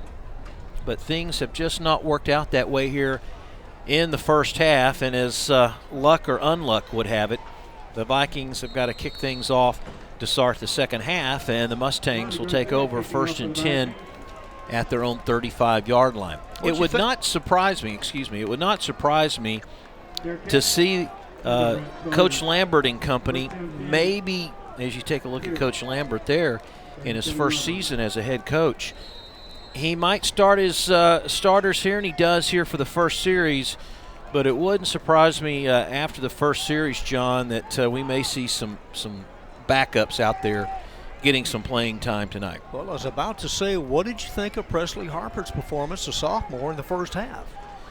Just outstanding, and Williams isn't as bad himself, 0. But Harper, he's just a gutsy little quarterback who, even under pressure, seems to be able to buy extra time with his scrambling ability, and you can't sell him short as a runner or a passer. Now, we really haven't seen him go straight downfield. They've been living the bread and butter with the down and outs, and pretty much like this pass here, but he throws one across the middle, and his first deep completion of the night. It's McGarry with the stiff arm, McGarry inside the 20, and here we go again for Pearce. Man, into double coverage, a bullet to Jack McGarry, number 5. Able to turn it upfield for a 30-plus yard gain. One of the rare times that they've gone down the middle. He waited, and then McGarry, who had 3 guys draped all over him from behind, breaks free and gets the plus yardage. In the red zone they go again. They fake the handoff. Harper to his left, throws to his big tight end, who's a difficult guy to bring in at best, and he's inside the close to inside the 10-yard line. Number 84, Julian Roberts, the junior. A couple of catches tonight. Harper rolls and throws, and you saw the highlights. Got the second touchdown of the night, Presley Harper, on that 5-yard run. And they go handoff again to Williams up the middle, and they mark him down inside the 1. Mustangs thought they had it. They've gone at a pretty good pace. That kind of surprises me a little bit here in the second half, how quickly they've come up to the line of scrimmage, and they hand off, and they go once again to Williams, who has another touchdown, and the Mustangs made it look pretty easy. Just a 1-yard dive over the right guard.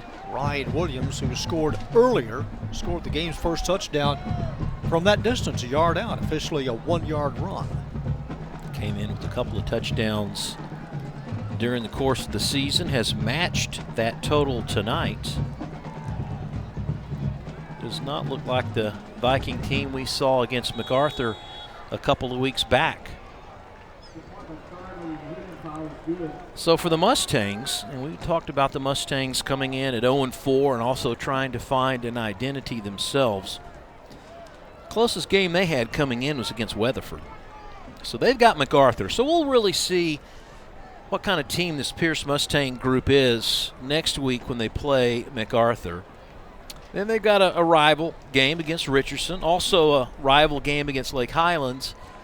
Irving, they're next to the last game, and then they finish the season out against the Scots of Highland Park, the powerful Scots of Highland Park. 63-yard drive took less than 2 minutes. Started on their own 37 as if they were not down enough. Nimitz had to kick off to start the second half, and it is now a 41-0 whitewash. The pace again really surprised me. I don't know if it surprised Coach Small and his staff, but I really thought they would take their time and just, milk the clock a little bit and just eat up some time and throw in some extra players. And this might just been one of those things. Coach Lambert said, okay, guys, let's come out, play like it's 0-0. We're going to go up tempo. We're going to go down and score one more time, and then you're going to call it a night. And these other guys who haven't played much this season, we're gonna give those guys an opportunity to play. Well, the Nimitz defense, like an army in retreat, giving up ground through the air and on the ground. We were looking at Thompson just then. They'll kick away from him, and actually they brought in another kicker, and that was Roberts, number 84, who kicked off. It had been McGarry. So what do you do, Coach? What do you say when you're down by 41? Keep playing, don't give up. Hard work pays off. Yeah, just you practice all week. You're down 41-0, and just nothing has worked right tonight. Run into a buzzsaw, but you know, you practice for this game. You got to carry out some kind of game plan, which has changed at halftime. Maldonado, Thompson, right side. And perhaps it's just wind and grind. Looking down on the bench in front of me at some of the defensive units for MacArthur, defensive coaches just pointing out some of the obvious. Who knows? You know, sometimes it could be an assignment issue. Coach Small said there were a lot of factors involved in that last game that they played. Quarterback keeper, 3 or 4 bodies keep pushing. Trying to check some of the new numbers. If Pearce has made some changes, they brought in Clark Wilson as a linebacker, number 15. Yep, he's the number 2 guy on the roster. See how much bench clearing is done by the Mustangs here in the third quarter. They still have Baker in there, number 7. He's a starter. Leading tackler from last year. Third down and a couple. Maldonado has a crease and a first down, so keeps the ball. Fresh set of downs. They'll move the chains. Hey, they still have fun on the sidelines. Homecoming, you bet. All the bottled up energy waiting for Friday night. Really a big crowd in front of the student section. They got the drum corps down there, the cheerleaders, the pep squad, you name it. And why not? I mean, that's what school's all about, isn't it? No question. Maldonado left side, 6 or 7 yards. Very wisely runs out of bounds.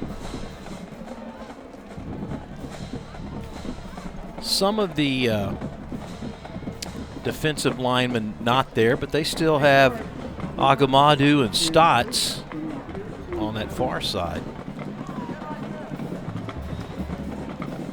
Trying to see if Martinez still lines up here on the near side on the second down. And a couple again, and that's the kind of down situation the Vikings need to be in. They can ill afford to be third down and 10. Not much. The door slammed on that far side. Yeah, but a third down and 1 is very manageable. Very manageable for this team.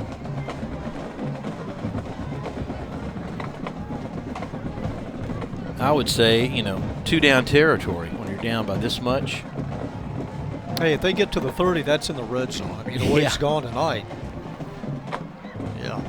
They stick with the full house backfield. Right side, that will be good enough for a first down by Thompson. And sometimes I don't like a deep handoff. It just gives that front 4 that much more to set yourself and able to get the first down. Thompson, who is averaging 6 yards a carry, those averages will go way down after tonight's game.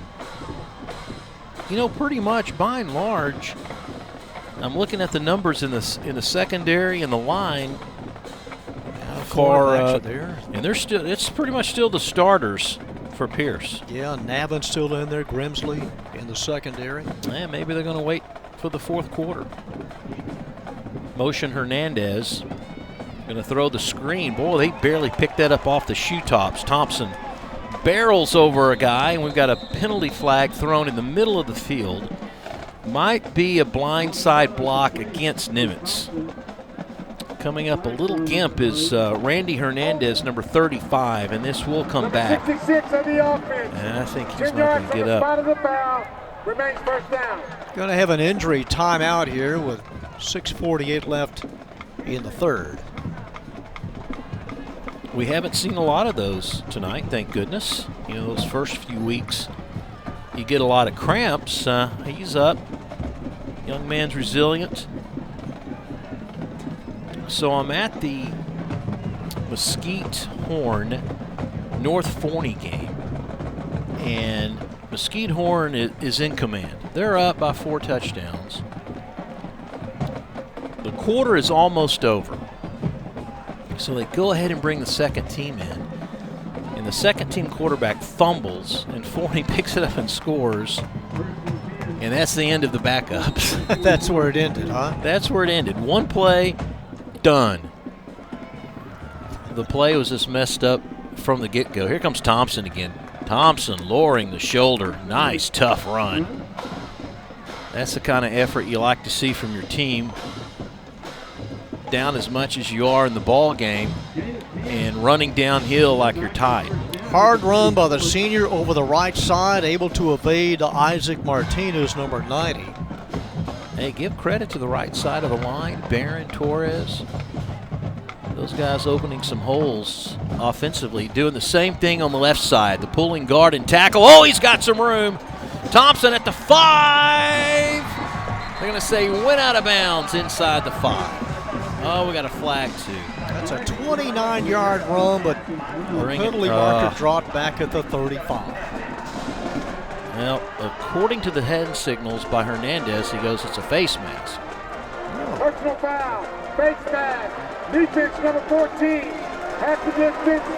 Automatic first down. Tate Navin, number 14, called for the face mask on the defensive side, the cornerback. All right, so give him 29 yards. Well, before that, not counting the Maldonado run, that's been the biggest play offensively for these Vikings. Yeah, it is a big time to have it happen. And, you know, this is the point of the game, Rob, where coaches look at, well, you know, how many guys have given up, how many still playing hard. That weighs into the rest of the season. Oh, man, he must have stepped out of bounds. He had the ball over. Left side. Bunched up at the line of scrimmage, and they're going to mark him shy. Maybe of the half-foot line. Isaac Martinez, and slow to get up is Thompson. Maybe the young man's just tired. Let's hope so, right? Well, he's up. Yeah, he's trying to work his way through it. Remember, the guy just ran 30-something yards, tough yards, to get him in that position. He's got to be gassed, right? Yeah, he's a little woozy. Needs to get hydrated here. Take a breather or 2 or 3. Coach Small out there with the training staff. First one's out there. He's your marquee guy besides Maldonado offensively. So do we bring the freshman out there? It looks like he's there to the left side. Duron and Castillo. Maybe Maldonado keeps. Now we go right side, touchdown. Luciano Duron. Yeah, the first time we've called his name all year, John. Yeah, Duron, a junior, also can play some linebacking spots. Well, apologies to him and his family. He does not look like a linebacker. Listed, yeah. Extra point is good. And the Vikings, behind the running of Ashton Thompson, get it across the goal line at the 5:15 mark of quarter number 3. So a chance to have the flag corps come out, do their thing on the near sideline. A 75-yard drive following the Pearce kickoff, and no shutout tonight. Nimitz on the board. And John, don't forget, that was against the starting group. for Pearce. It Yeah. wasn't like they were throwing in their second team or anything. They still had their first team out there. Yeah, Sawyer and Martinez and I believe Stotts as well. Yeah. They had their big guns out there defensively, so something to hang your hat on. Most of the time we see kickoffs, it's always the pooch kick. Why not try for the onside, you know, again, not much there to lose. And I think the Mustang coaching staff might agree, as they pretty much have 7 players, 8 players within the 50 to the 40 behind them. Now they back them back a little bit, thinking. Is that Garcia kicking off? Yeah, it is. Garcia, the senior. Number 27, the lefty. It's going to fall at the 35, and a fumble. A loose ball. Vikings are hoping they get it. And they come up with it. Gordon comes up with it. Oh. Inadvertent whistle, John. Well, Wouldn't you know it? why? I mean, that it was dropped. Coach Smollett Got to kick off again. He's like, wait a minute. Basically, they're saying they weren't ready to kick it. That's the best explanation I can get. Grady Dale, your referee, Well, they talking had to Coach lined Small up. on the left. I mean, they had lined up. They gave Garcia the go-ahead. Coach is like, you're killing me, guy. You're killing me. We make a good play and you're killing me. And all the ref can do is hold his hands out and say, hey, we made a mistake. He's like, come on. The phantom whistle, where did that come from? No, that's too bad. All I can say is is he saying they blew the whistle too soon, that they really weren't ready to kick off? Well, Garcia had a head count. He had them spread out and ready to go. And what else does it take?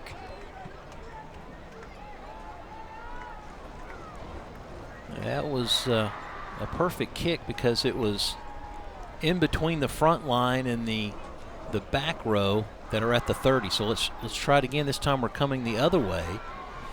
And too much to the sideline, so salt in the wounds. Are going to throw a 5-yard penalty flag against Nimitz, and Richardson Pearce will pick things up at probably around their 45 once they mark the 5 yards off. Yeah, the kickoff, he sliced it into the rough, and that gives Pearce a starting point at their own 45.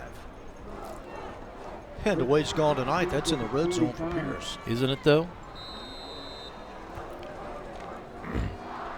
Here's a look at the top 10 in the Dallas Morning News coming in. Geyer, oh, those guys are strong. They're very salty. DeSoto, a little bit stronger this year than years past, and at the same token, Allen, not quite as strong as years past. And Arlington Martin, those guys look really good this year. Hope they have some good things going their way. We have the backups in, and that's going to be Self, who keeps it himself. Dad joke. For 4. Well, you went ahead and completed it anyway. Yeah. Don't save it in your pocket. No, why not? They keep the up-tempo. And they've got some second-teamers in there. High snap. Where does he go? Backwards. Vikings smell blood, and they get him down around the 40-yard line, a loss of 5. So Noah Self now in relief of Presley Harper. That gives the Nimitz D a chance to get to the quarterback on that high snap. Among the first ones was Zaylen Washington, number 20. So Flores is your backup center, but you still have some of those big ones up front with Thrift 75 is in there at the left guard. Brown at left tackle, so they haven't gone completely second team yet. Self across the middle, incomplete. Tried to hit that big tight end again of Roberts. A little bit out of his reach. Julian Roberts, a junior. And now you see Ben Biden. What, the second time tonight they've had to punt? Yeah, let's see. First half for J.J. Pearce, they did not punt. So first time tonight. And it will be Noah Self, number 12, the quarterback, standing at his own 27.5. Kind of that Australian rules football type punt that's so popular nowadays. I think colleges just go down to Australia and see who they can find to be their next punter. And that has translated to the pros. There's a few there in the pros right now doing the same thing. Also, John, have you noticed this year more than ever, it seems like more punts are hitting the scoreboard at Jerry World? Yeah, you know, I was there for the first game ever played, a preseason game with Tennessee. It was hit 3 times in warm-ups. Tennessee punter hit it 3 times. And so far, it's what, 2 and counting? Yeah. I think it's just a challenge now for the punters, just to see if they can do it. You know that had to be the case the first year. All right, let's see what the Vikings can do again. Their first possession after scoring their last touchdown, and they give to the workhorse Thompson. This time not a lot there. Thrown back by Christian Baker.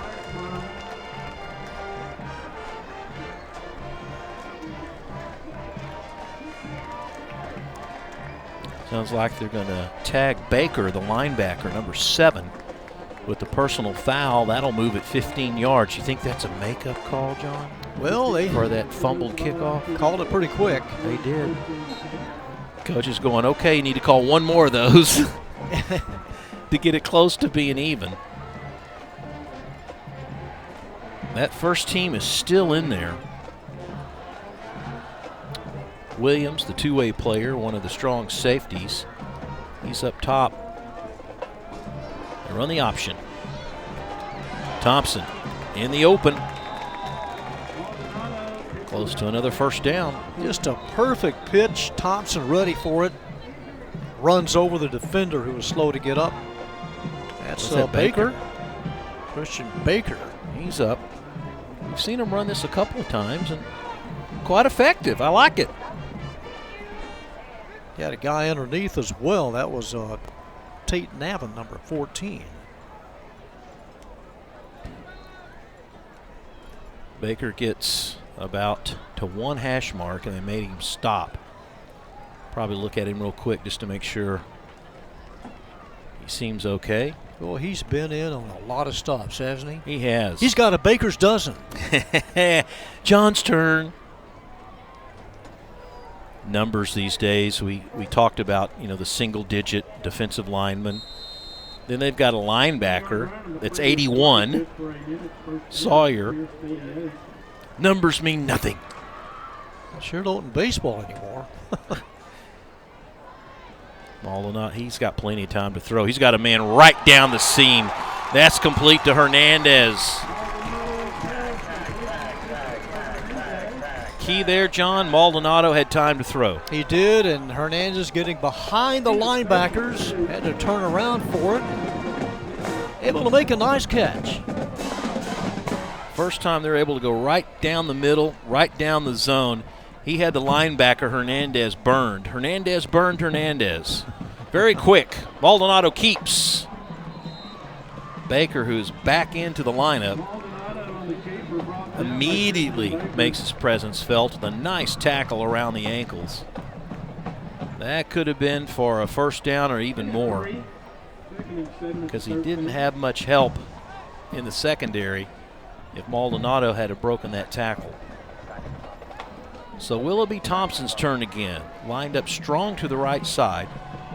3 men flooding a zone. In the end zone, does he have it? He caught it. No, they sit out of bounds.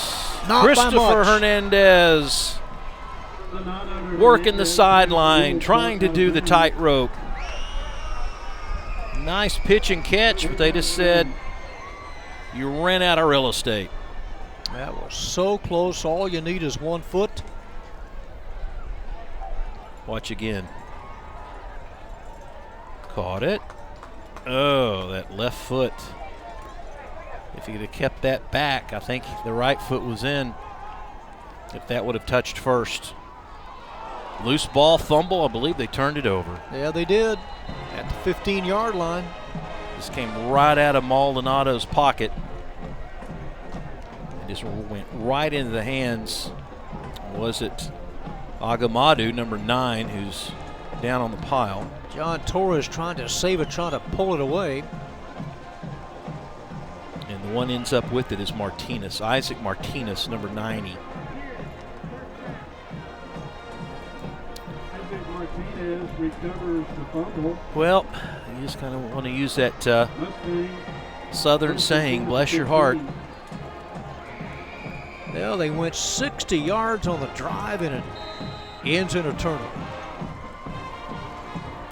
So we go back the other way.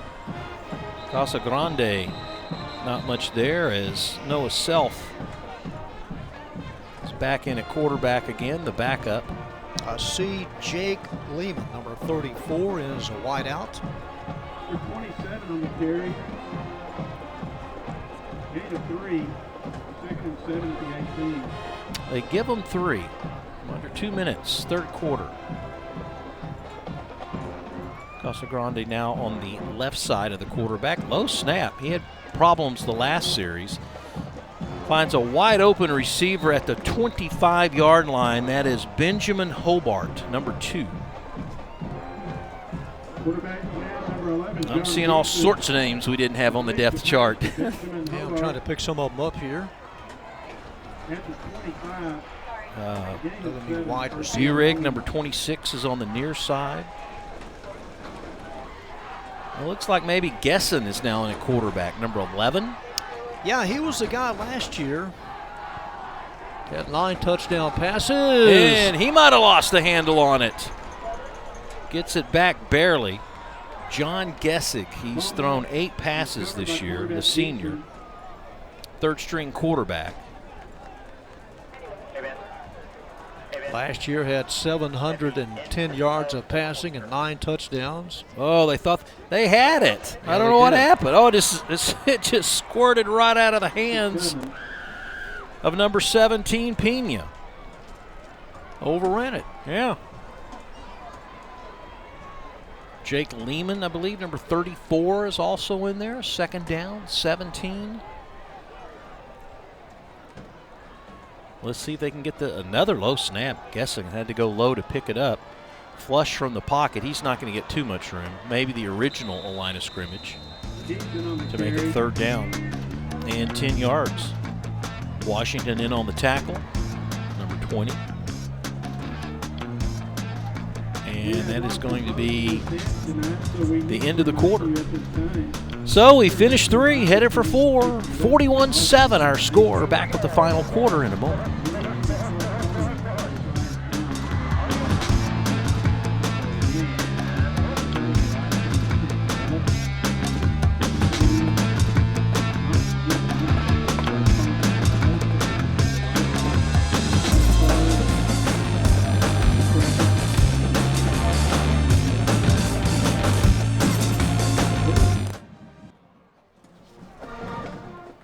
So we've got one more quarter to go, 12 more minutes of this homecoming 2022, where we saw 2 homecoming queens named tonight. A rarity here on ICTN. The pass nicely done, completed. That will be for a first down. Varner going low to grab the ball, thrown by Gessen, their third string quarterback. You have someone like Varner still out there. It's not like you're giving up many weapons. Oh, he's solid. Casa Grande will fake the handoff, and quarterback Gessen will keep it.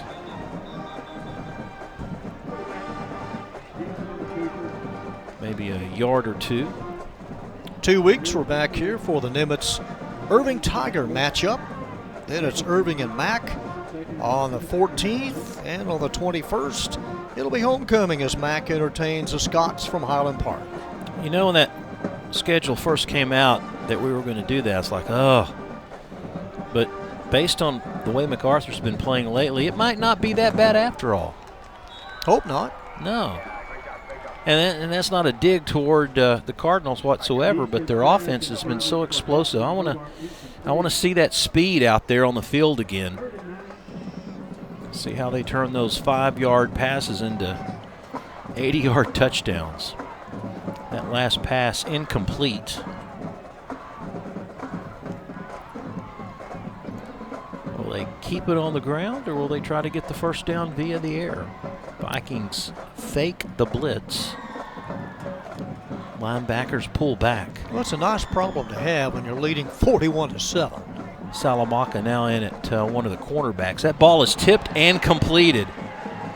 Vikings were in the territory, but coming up with it is number 34, Jake Lehman. Off of the deflection and a first down to boot. Wouldn't you know it? Couldn't tell who it was. Somebody up front. Well, right there, the linebacker that got pretty much in the area. Might have been Holder, number 8, maybe, perhaps. They fake one side, go to the other. This is Varner. Varner's got some wheels. Varner close to the red zone. Runs out of real estate and thrown to the ground at the 15. Ew, looking for a flag. No penalty. Varner says, hey, no hard feelings. But this may come back. Let's see if there's a holding call. If the referee...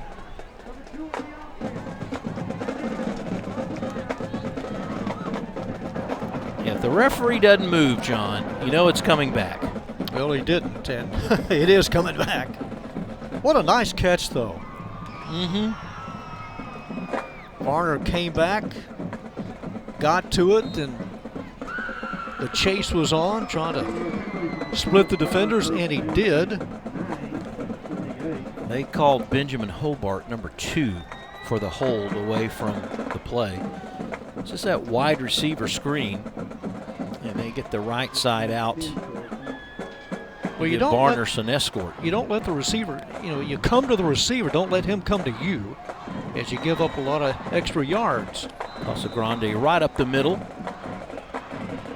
That'll set up a second down and 6. Fourth quarter of play.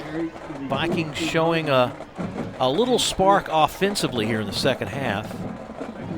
They had scored once, moving again till they turned it over. Each team scoring 7 points in that third quarter. Casa Grande again, and this time he slips through. He's got some wheels, he's got some real estate, and he's got a touchdown. 42 yards. Casa Grande with his first touchdown of the season, and it was a doozy.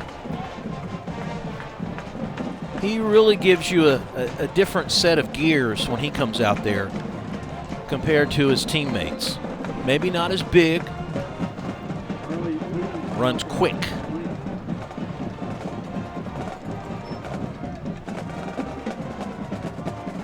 The extra point is good. And it was Roberts with the extra points. They've used 2 kickers tonight. Well, here's a sophomore over the right side. The O-line just pushing away the defenders. And Andrew Casagrande tiptoes 42 yards. That completes an 85-yard drive. You give up an 85-yard drive. One player right there. He's able to juke. And then after that, Walpole, he couldn't get him. And after that, it was mostly his motoring skills that propelled him down the football field for the touchdown, and they're leading comfortably 48-7. And that will probably take a lot of gas out of this Viking team, who thought maybe they had something going. So a sophomore with a TD run. Brian Williams ran it in from a yard earlier in this half. First-year head coach Jarrett Lambert took over for David Collins, who was the head coach for 6 seasons, 29-37 record during that time, 7-5 during the 2018 season. Temperature still in the upper 80s after 9 o'clock here tonight. This game being taped on September 23rd, 2022. Nicholas Kennedy on the return. Sophomore. Benjamin Hobart. Third possession in this half for the Vikes. They have started from the 25 twice, now from the 32. They really haven't had any favors when it comes to field position to start offensively. They've pretty much had to pound and ground to get what they can offensively. Little motion, fake one direction. They go deep. They got a man on the sideline, incomplete, trying to hit Avila. A little underthrown and behind him. Incomplete, second down 10.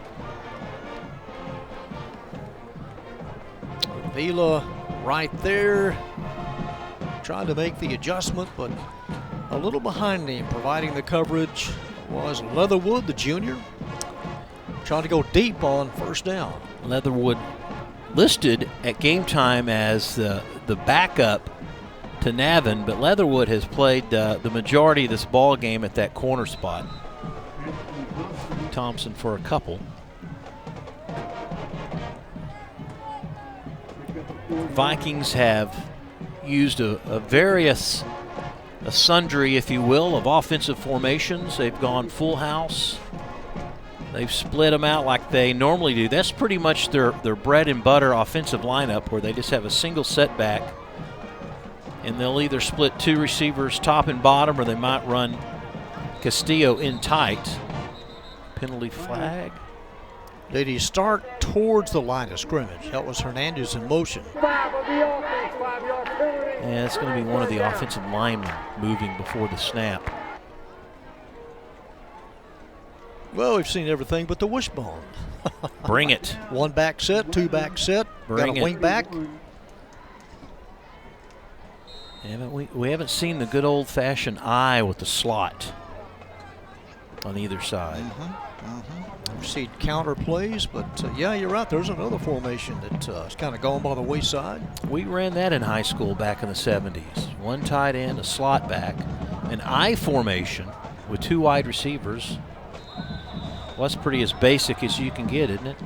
Yeah, it was effective. Yeah. With 8:16 to go, the Vikings calling time. Could be a personnel issue. Could be some players getting a little frustrated issue. Coach Small said, you know, we just haven't played a complete game. He goes, I'm looking for that complete game. Well, the Irving ISD Athletic Hall of Honor had 3 new inductees this year. Among them is Les Lancaster, pitcher for the Vikings in 1981, was All-City MVP. Upon graduation, Les attended the University of Arkansas and Dallas Baptist.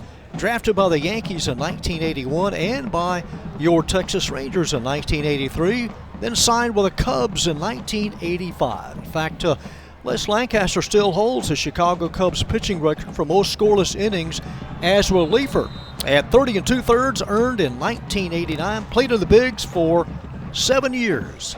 Hey, that's great. Congratulations on the honor. Meanwhile, back on the field, an incomplete pass trying to hit Holder, number 8. That was settling into the middle of the field. Talk about Dallas Baptist. There's a program that has really come on strong in baseball. They've always had a pretty good team, and it just seems like they've been building and building upon that. Nice little baseball field over there in South Dallas. There in Grand Prairie. Nice facility. Maldonado with a punt that gets a nice friendly bounce. Might take that inside the 30 of Pearce. Have you been to DBU's new baseball field and seen it? It's really a good place to watch a ball game. Great setting. They have a great schedule. Play tough teams, and the Patriots have had it go their way pretty good for about the last 15 years. But Les Lancaster, when he was with the Cubs, Rob, you had you had the Hawk and Ryan Sandberg to help him in those late innings. Sandberg, the second baseman. par excellence. A crowd favorite. They loved him in Chicago. All right, here we go again. Another handoff left side, wrapped up at about the 35 or so, and that's Self, number 12. In that particular lineup, it looks like they had Self as a tailback or a running back instead of the quarterback position. It was lined up rather deep. Yeah. Yeah, Self is now a running back. And they hand off to Self. And he's got some motor skills, and he gets up to about the 50-yard line. They're just hurrying up. So they got two quarterbacks in there, if you will. They got Gesson, number 11. He's the quarterback. Noah Self, who's the third-string quarterback, or tonight has played second-team quarterback. They've got him in as running back. Nice pickup of close to 17 yards. And Gesson will keep this one himself. Dragged down from behind. You got to think, John, at this stage of the ball game, you don't have a lot of depth on your bench defensively for the Vikings, and these guys have really got to be tired. And for J.J. Pearce, they just want to stay in bounds. You know, just keep it going. Don't run out of bounds if you have to. Low snap at Gesson Fields, and this is like three, snaps in a row. Ooh, hit hard. Where that edge has been wide open. Yeah, he pops right back up. Now, a lot of coaches may be scorning the young man that don't go out of bounds. Maybe there was a late hit. Here we go.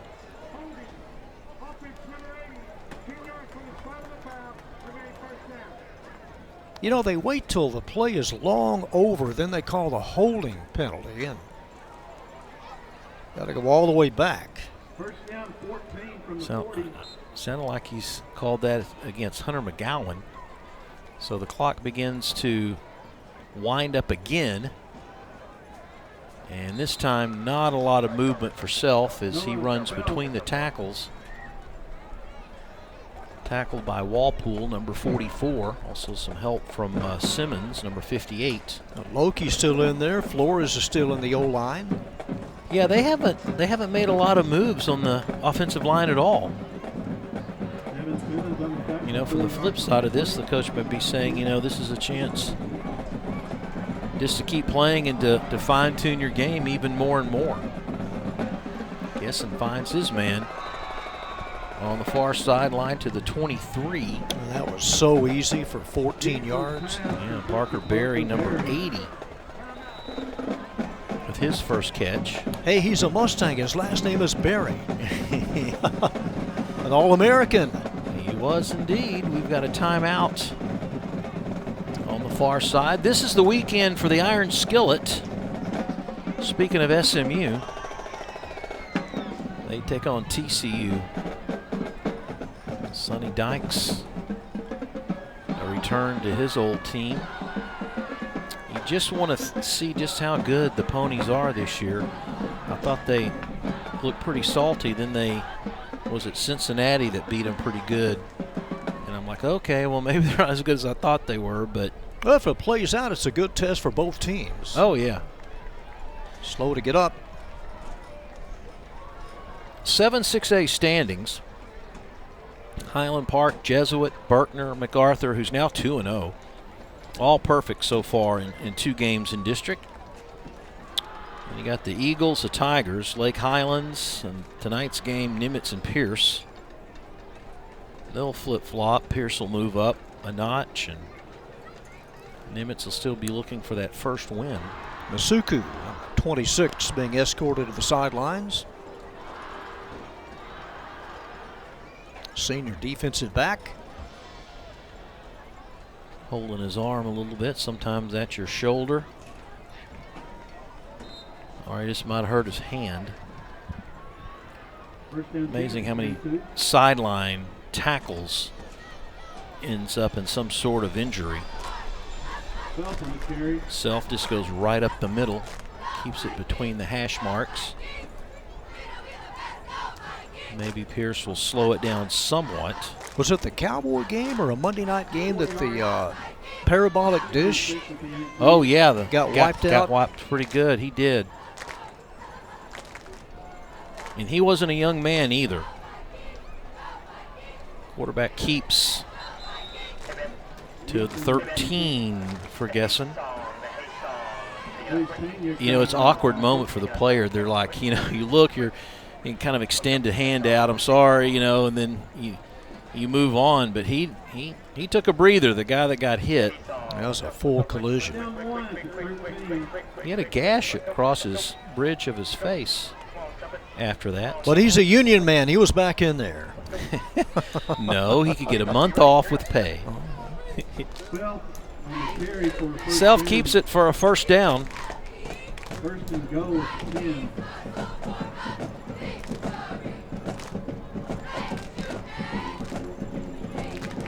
And Pearce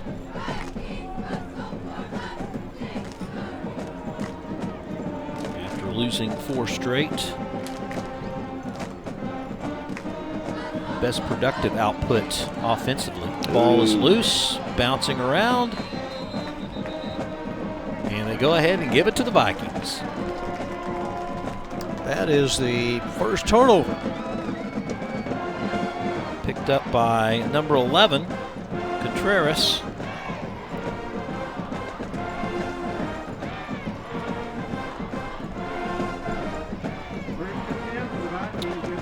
Just under 4 minutes to go.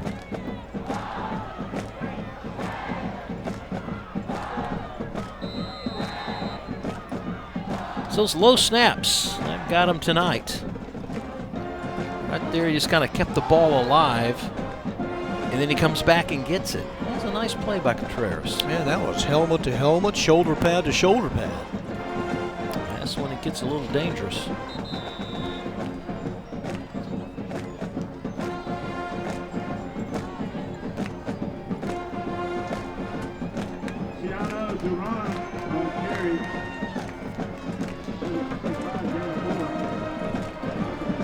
Number 21. We've seen him a few times tonight. Coach Small's staff. He's a little scat back. He can get to the edge pretty quick. And you're always looking for that 1-2 punch offensively. They'll try it again as he goes right side between the tackle and the guard. 3rd and short.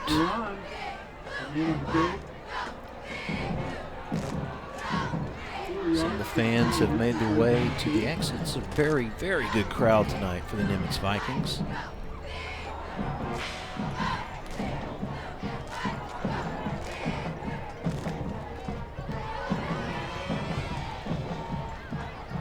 Saw Duran, number 21. Now he's back, lines up as a tailback. Not quite there.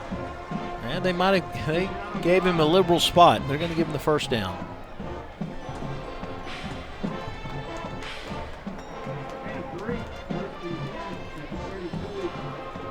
This is the pace I thought Pearce might take in the second half, John, offensively. You know, kind of somewhat deliberate. I was surprised they kept going at such a high pace. But hey, that might be what they're trying to accomplish. And tough running by Duran. That is hard running. He has definitely, here in the late stages of the ball game, trying to take advantage of his playing time. Pearce has brought back Luke Stotts as one of the defensive ends on the right side. So he's back in there. They have brought in Alexis Gomez as a linebacker, number 18.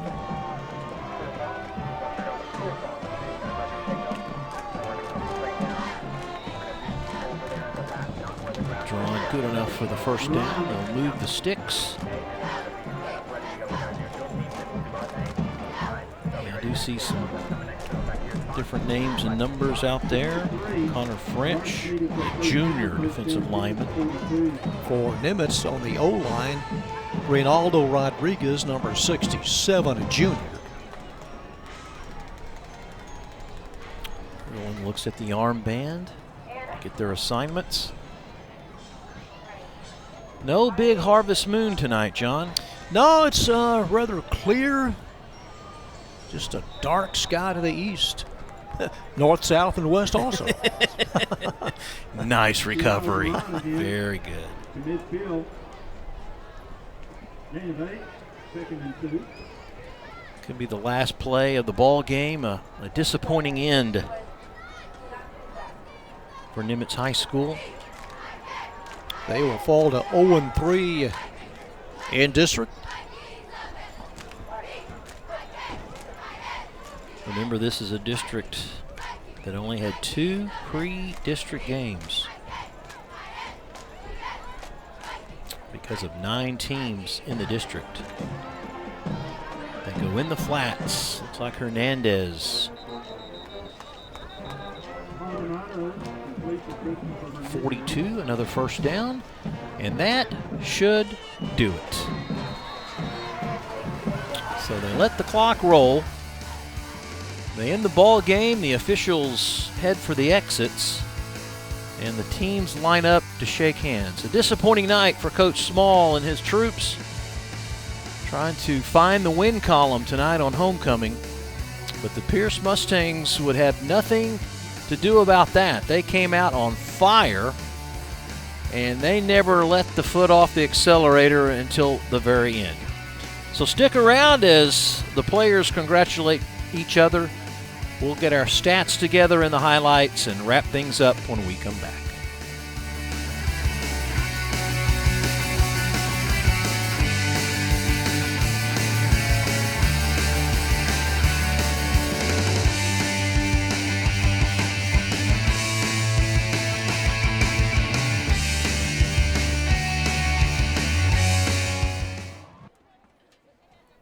J.J. Pearce picks up its first win of the year as they overrun the Nimitz Vikings tonight, 48-7.